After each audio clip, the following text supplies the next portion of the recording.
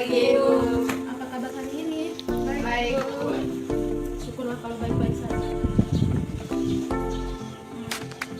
Siapa-siapa yang tidak hadir? Biasanya banyak orang yang tidak hadir. Ah. Ya, Ibu. Ibu absen dulu sebelum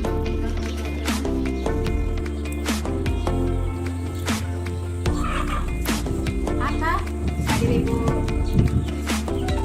Novi, Ibu. oh tadi Novi Lolong. Di kiri, Bu. Iya, yang tadi Novi Lolong ada Kasih izin, Ibu. Ella, Eva, Nas. Edward Barba, Ibu.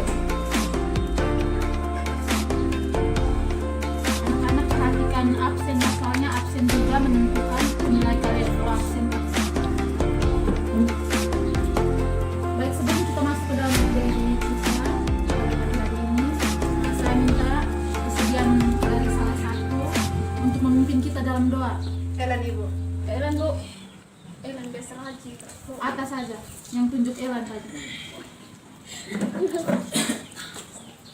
Sebelum kita memulai pembelajaran hari ini, izinkan saya untuk memimpin doa menurut ajaran Kristen Protestan. Berdoa mulai. Berdoa selesai. Mari kita masuk ke materi kita.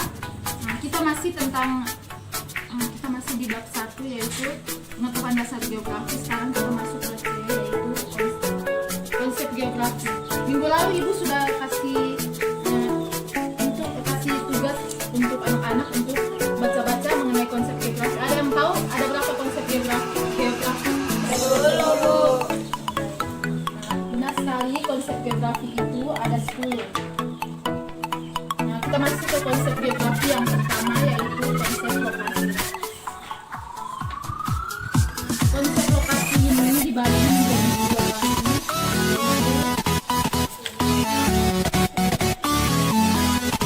yaitu lokasi absolut dan lokasi relatif. Nah, di sini Ibu mau tanya, ada yang tahu mengenai lokasi absolut dan lokasi relatif? Nah, coba berikan contoh.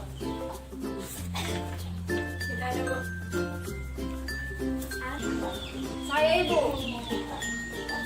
Silakan Novi. Oke, terima kasih. Menurut saya lokasi absolut itu adalah lokasi suatu wilayah berdasarkan garis lintang dan garis ujungnya, di mana contohnya yaitu Indonesia yang terletak di lintang 6 derajat lintang utara sampai 11 derajat lintang selatan, dan di antara 95 derajat bujur timur sampai 141 derajat bujur timur. Kalau lokasi relatif itu adalah lokasi yang tergantung dari pengaruh daerah di sekitarnya dan sifatnya selalu berubah. Di mana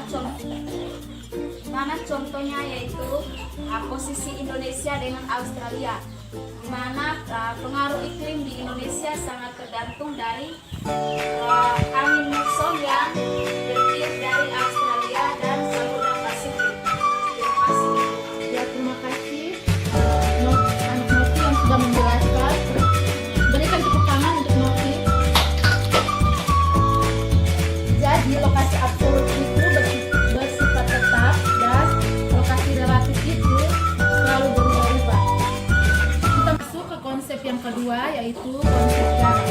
Konsep jarak yaitu bukan jarak jauh atau dekat, jarak panjang atau jarak antara dua tempat. Konsep jarak dibagi menjadi dua yaitu jarak mutlak dan jarak relatif. Nah, jarak mutlak ini dia menjelaskan satu tempat melalui satuan panjang. Misalnya Ibu kasih contoh jarak rumahnya Novi ke sekolah itu menempuh 100 km.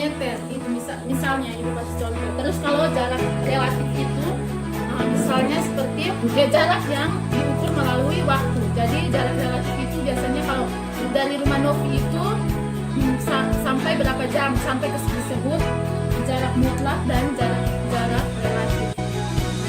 Terus kita masuk ke konsep yang ketiga yaitu konsep keterjangkauan. Konsep keterjangkauan merupakan jarak maksimum yang dicapai di suatu wilayah.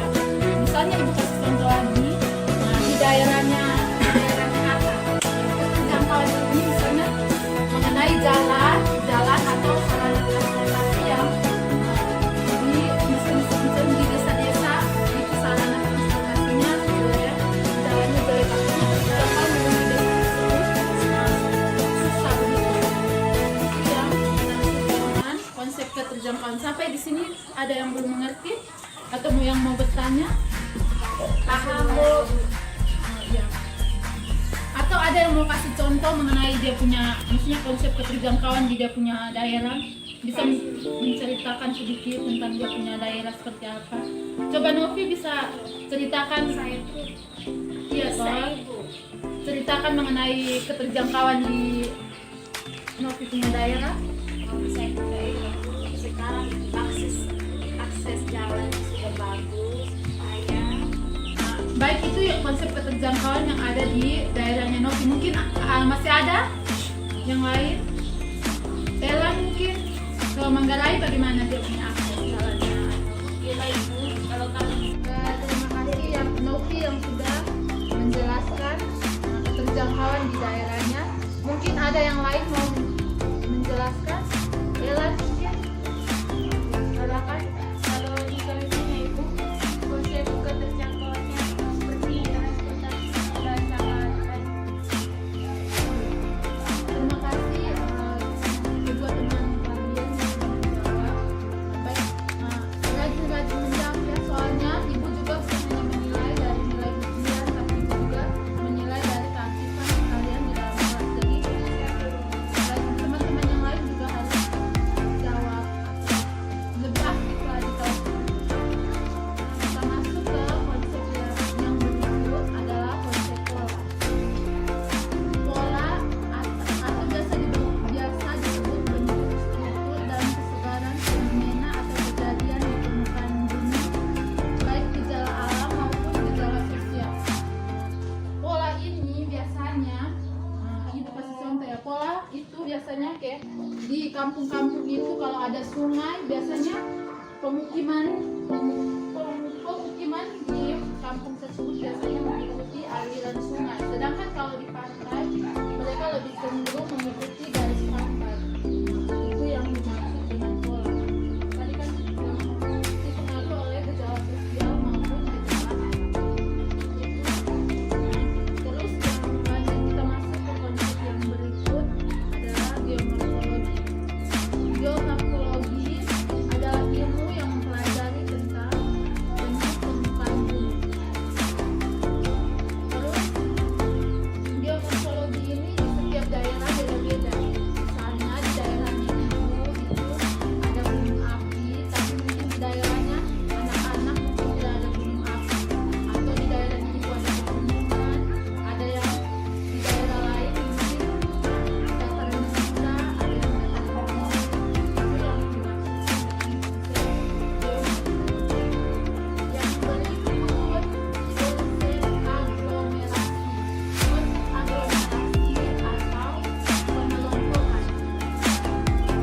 Aglomerasi adalah kecenderungan mengelompokkan suatu gejala yang terkait dengan aktivitas manusia. Misalnya, ibu kasih contoh, misalnya pengelompokan perusahaan, biasanya dia memusat ke suatu tempat seperti pusat kota begitu. Itu yang dimaksud dengan konsep aglomerasi. Ini yang mending kalau ketemu sama betulan Pak bisa Bu. Perhatikan di depannya kalau ibu jelaskan. ya ibu. Yang berikut konsep nilai guna. Dalam kaitannya sebagai salah satu konsep dasar geografi, nilai kegunaan adalah manfaat yang diberikan oleh suatu wilayah di muka bumi pada makhluk hidup. Tidak akan sama pada semua orang. Ibu kasih contoh nilai guna. Nilai guna ini misalnya, ibu kasih contoh desa dan kota. Jadi nilai guna ini kalau di desa itu dia sebagai pemasok makanan untuk misalnya di desa itu dia kan mereka menanam sayur, terus sayuran buah-buahan itu mereka akan membawa ke kota untuk dijual. Sedangkan kalau di kota itu mereka akan membeli makanan dari desa atau di sana kan ada mungkin ada rumah sakitnya lebih lengkap. Terus